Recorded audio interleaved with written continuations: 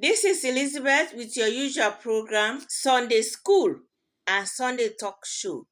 So today we're going to talk about the story of Ruth and Naomi, her daughter-in-law, and Naomi, her mother-in-law. So the story is recorded in Ruth chapter 1. We're going to read from verse 11 to verse 19. So let's read and see. But Naomi said, "Return home, my daughters. Why would you come with me? Am I going to have any more sons? Who would become your husbands?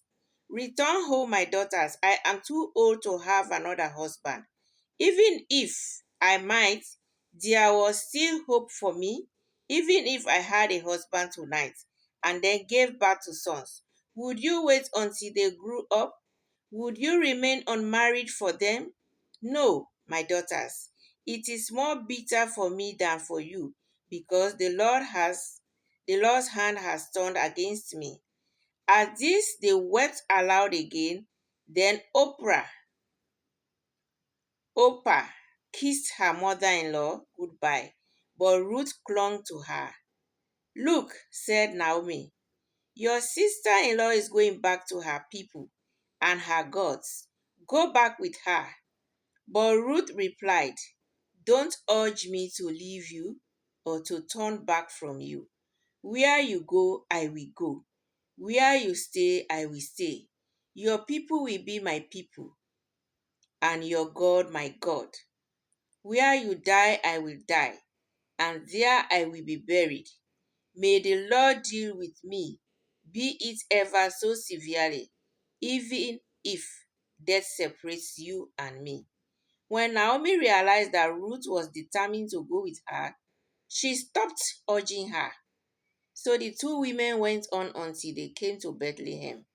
When they arrived in Bethlehem, the whole town was stirred because of them, and the women exclaimed, "Can this be Naomi?" This is the end of the reading. It's a very long reading, but I don't want us to do all today. We continue with it. Maybe we're going to have 3 videos about this story of Ruth. So I will just summarize the beginning of this story. This woman, Naomi, was married to a man. They were all from Judah in Bethlehem. So there was hunger in that land, and they decided to move to Moab. And he moved with a husband and 2 sons. So they lived in Moab for a very long time until the 2 sons got married to Moabite wives. One was Orpah and the other one was Ruth. So when this woman stayed in that land, the husband first passed away and then the 2 sons passed away. So she decided to go back home because she had news that the famine in their land has gone away. And then the 2 daughters-in-law followed her, Orpah and Naomi and Ruth. They followed Naomi to go back to Judah in Bethlehem. So then as they started going journey, Naomi turned to them and said, "My children, go back. At least you have hope. You can have other husbands and get married. But for me now, God's hands has turned against me. My husband has died, my 2 sons has died, and I am old. Even if I could marry this night and get sons, are you guys going to wait until they grow up before you get married to them?" So that was the question Ruth asked them on the way. And they cried. And Orpah decided to go back, to return to Moab. But Ruth stood her ground. She said, "I will never leave you. Your gods are going to be my God. Your people are going to be my people. Wherever you die." She said, "Only death will separate me and you, but I will follow you." And then she did that several times. When Oprah left, she said, "Okay, I'm not going to ask you anymore not to follow me. Let's go." So they finally went back to Judah. And when they arrived, because she was old, the women in there in her own land were wondering, "Is this Naomi? Is this Naomi that has come? Now she came with another lady. So those were the questions they were asking. But what I want us to apply to our own lives today, it's the support, the strength, and the love Ruth had for her mother-in-law. Just imagine their situation. The woman's husband died and the two sons died. But one of the daughters-in-law stood her ground that I will not leave you. She spoke to them both to go, the other one left. But Ruth said, no, Mama, I'm going to follow you to your land. Your people will be my people. Your God will be my God. That was an unconditional love that young lady had for that old lady.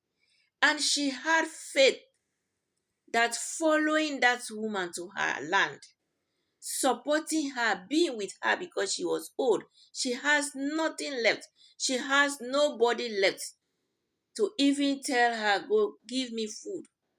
But because she was younger, she thought she can be around her to console her because she was living in misery. And as we go through that story, things are going to unfold the blessings Ruth had because she took that one decision to follow that her mother-in-law, even when she knew her husband has died. And there is no hope that the woman has other sons anywhere that she can get married to.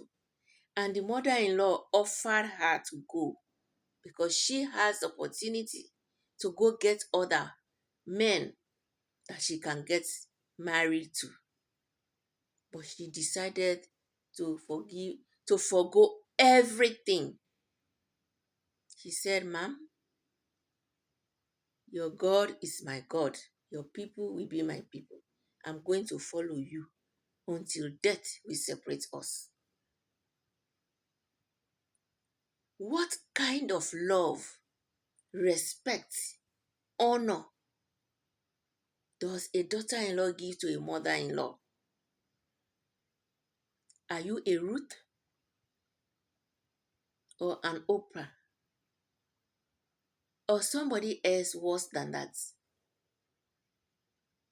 We need to be learning from these stories that patience is key. Patience, love, kindness. 3 key fruits of the Spirit was in that lady to take up that decision.